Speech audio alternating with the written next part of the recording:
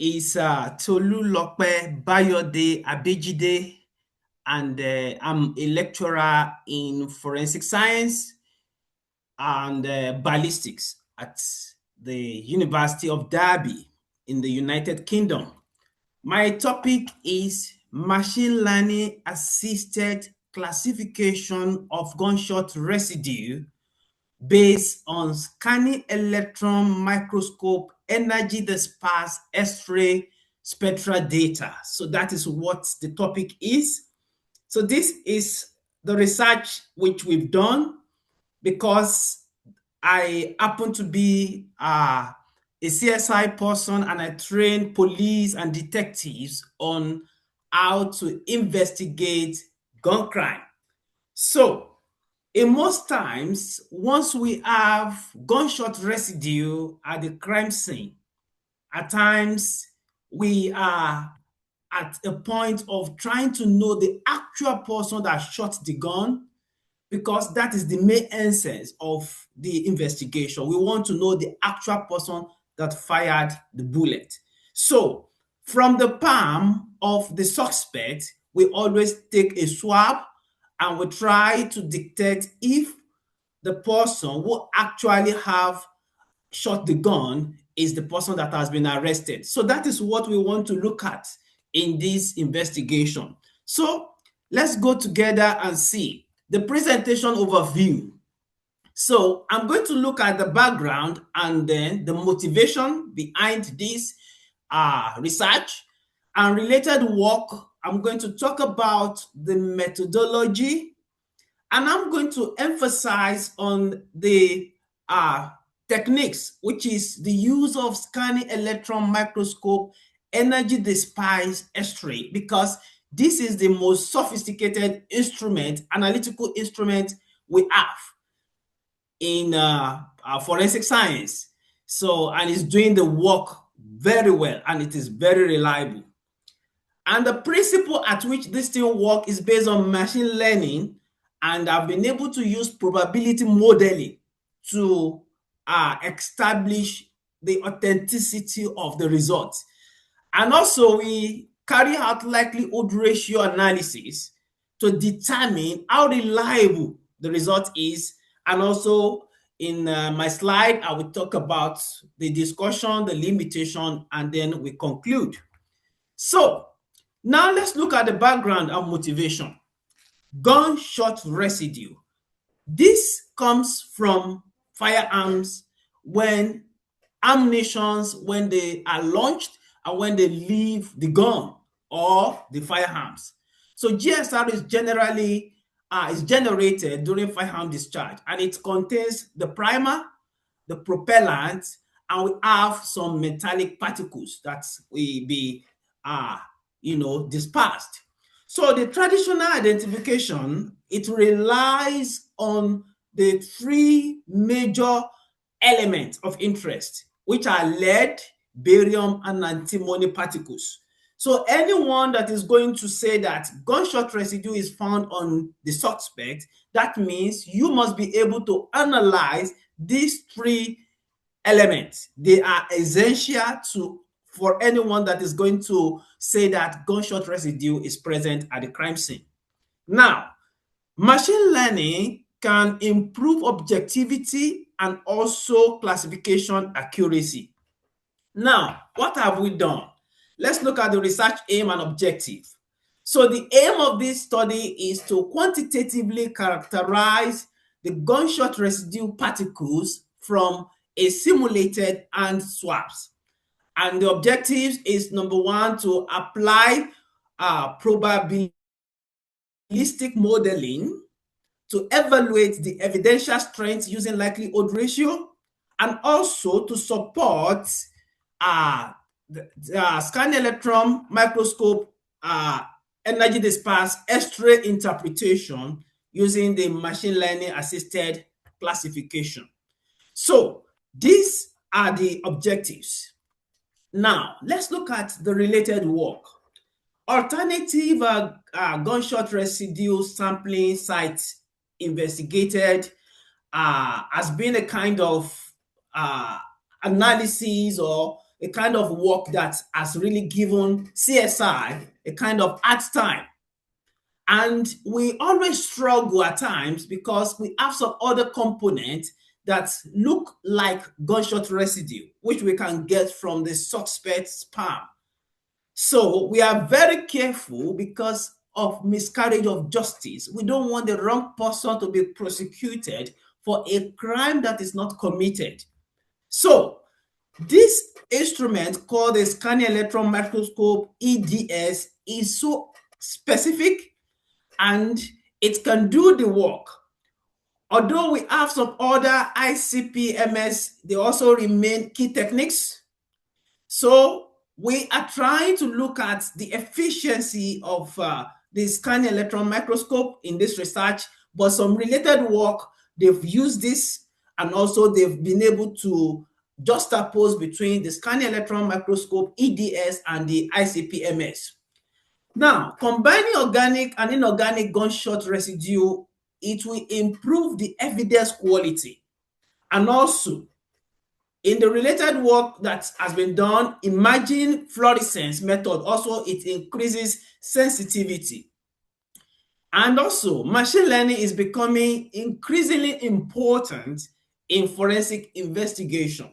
So, all these things that has happened in time past and what so many have worked on, let's look at it together. Then we look at where we have a kind of gap in knowledge before we go further in this investigation.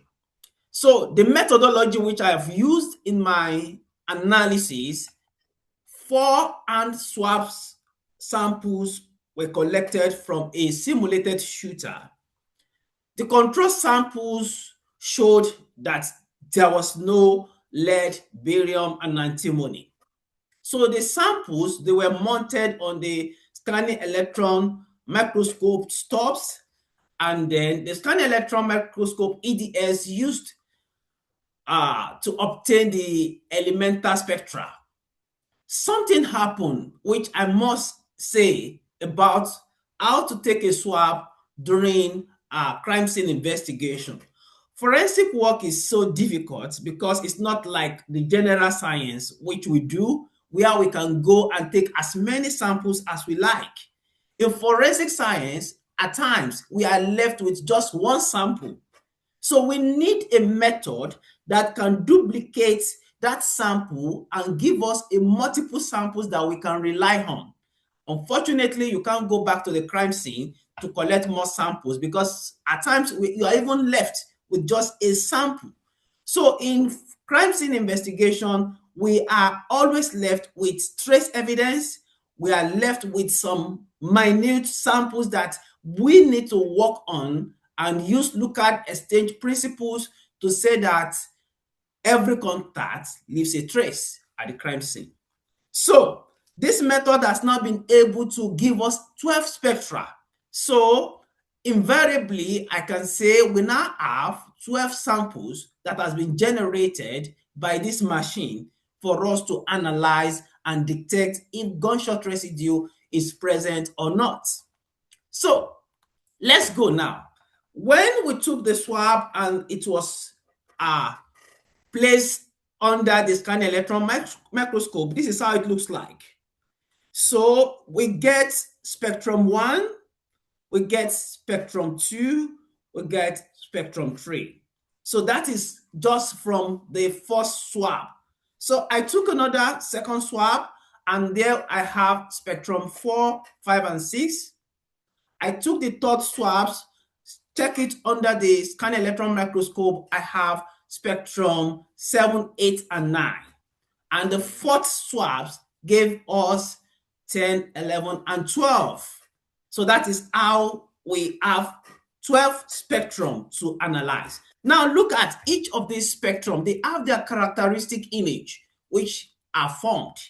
But I will not be able to go into details with that. And that is of interest because the instrument on its own will analyze the image of interest for you to work with.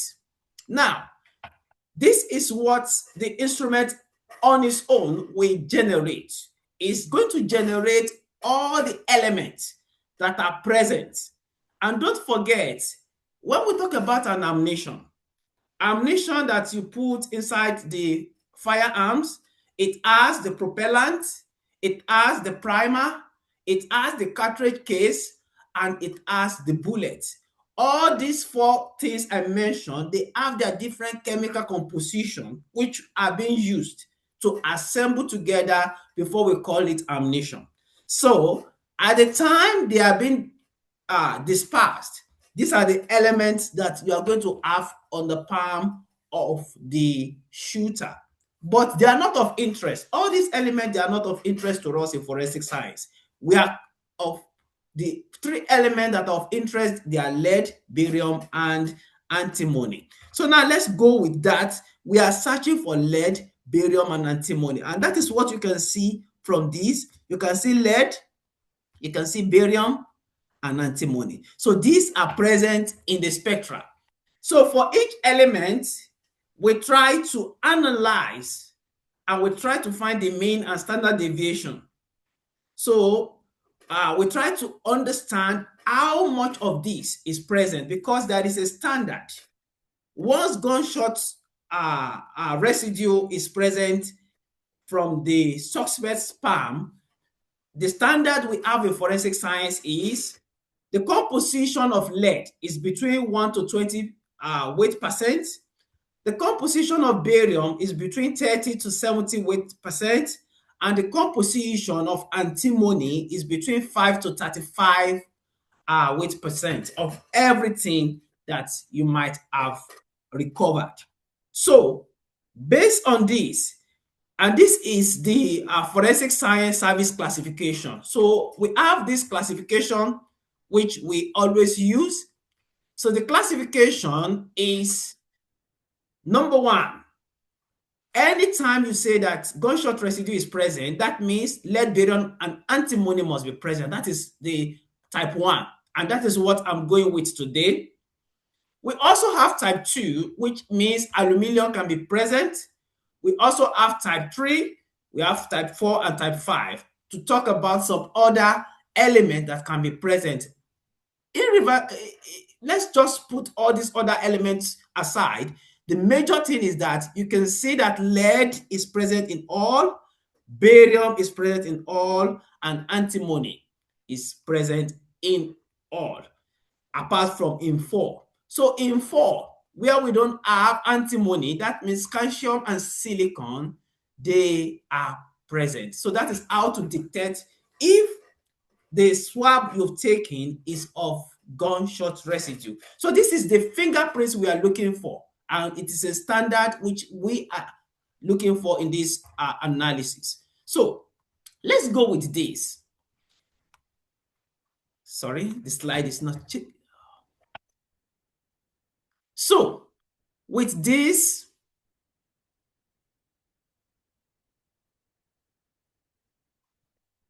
I'm trying to go to the next slide. Okay, so now we have this 12 spectrum. We can see the 12 spectrum. So the 12 spectrum has given us all that we are looking for, and I've been able to find the average and the standard deviation. So in spectrum 5 and 6, we could not detect lead, and also in spectrum 4, we could not detect barium. But in other spectrum, you can see we have these lead, barium, and antimony present. And that is to establish that from the person that fired the bullet, we can say of truth that it was that person that fired the bullet, because on that person's palm, we've been able to detect the fingerprint of lead, barium, and antimony. Okay, so with that, the next one now is we look at the elemental composition results. For swab 1, that means we look at lead, barium, and antimony based on the standard of forensic science. We look at swab 2, swab 3, and swab 4. They have given us a good result that this is gunshot residue. So I now carried out what we call probability modeling and using assumption of normal distribution, element independence, and also the zero standard deviation treated as point values. I also did a kind of joint probabilities within the gunshot residue range, where we have swab 1 to be 0.442, swab 2 0.000, and swab 3 to be 0.067, and swab 4 to be 0.377. Now, the likelihood ratio analysis, there are two things we do in this analysis. Number one is we carry out the prosecution hypothesis and the defense hypothesis, because everything we do in forensic science, you go to the courtroom, you go and defend in the courts of law. So the hypothesis that to prosecute the suspect that the particles originated from gunshot residue is HP, and the hypothesis to defense that the particles originated from environmental sources. That means you want to say, no, it's not from gunshot, is HD. So the typical likelihood ratio now for swab 1, this is what we have, and for swab 2 is 0, for swab 3 and swab 4. So that means only swab 2 has a kind of deviation from the result. Swab 1, 3, and 4 has established that gunshot residue was actually present from that suspect. So with this, the key findings now is that significant variability in elemental composition, swab 1, 3, and 4 strong support the gunshot residue hypothesis, and swab 2 has failed due to model assumption. And the result demonstrates sensitivity of these probabilistic models. Now, I have been able to put this in a graphical way just to make it easier and simpler for somebody who is not a firearm examiner or a forensic chemist.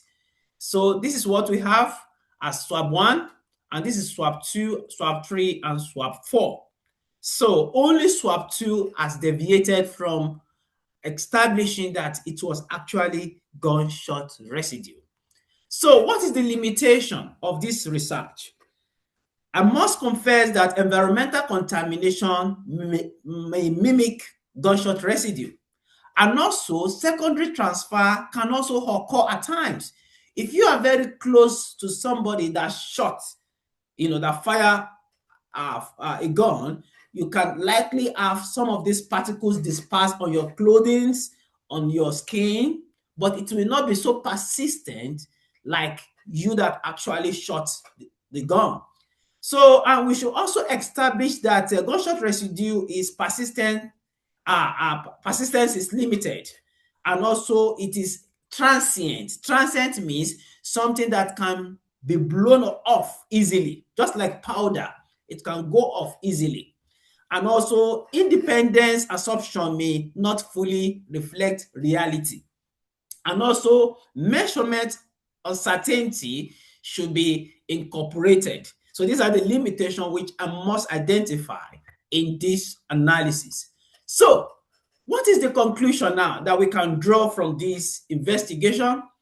Scanning electron microscope energy-dispersed X-ray combined with machine learning and probabilistic modeling strengthens forensic interpretation. The likelihood ratio provides quantitative evidential weight, and results must be interpreted with transparent assumption. Gunshot residue evidence should be considered within broader case context, and everything that we have said in this investigation is based on my years of experience of working on gun crime investigation. I've spent almost 20 years as a gun crime investigator and as a ballistician, and I lecture police and detectives on how to investigate gun crime in general. So this is what we have done in this investigation. I don't know if there is any question that is specific to this research, and I'm more than happy to answer those questions. Thank you very much.